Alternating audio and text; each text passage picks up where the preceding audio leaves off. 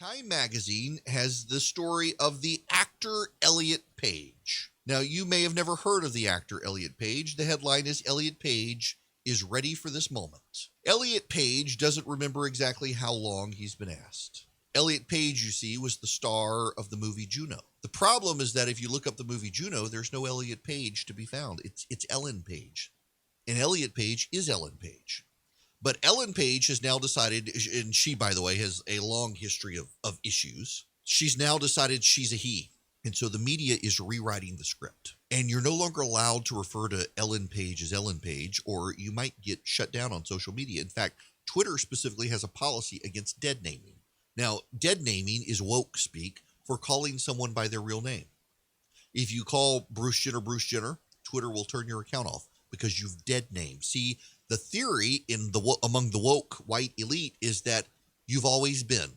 Elliot Page always was. It's just we're only just now seeing it. The scales have fallen off our eyes. See, there's a religious narrative in wokeism. The scales have fallen off our eyes. We now see that Elliot Page always was. Pay no attention to the movie poster that said Ellen Page.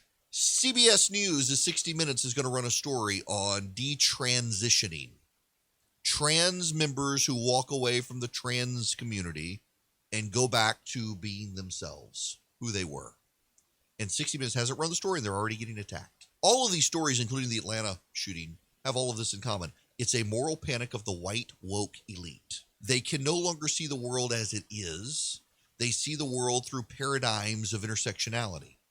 And it prevents them from seeing the truth and allows them to grab hold of lies they call their truth.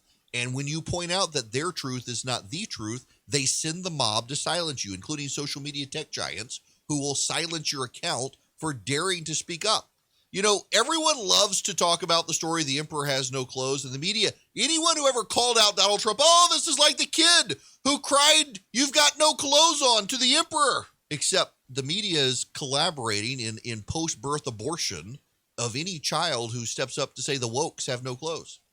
If you step up and you say, wait a second, you're not Elliot Page, you're Ellen Page. You may have legally changed your name, but you're the girl from Juno. Oh my gosh, kill that person, silence that person. We can't have that person speak that because that's not Elliot's truth. How am I supposed to know? You got to keep up with this stuff. And then they come full circle and they consume each other. The whole thing is horrific.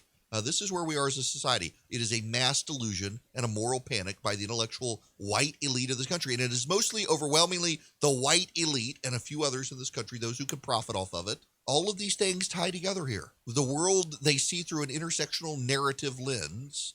And if you're not part of the narrative, you're the bad person. It's not that they're crazy. It's that you're bad. No, actually, they are crazy.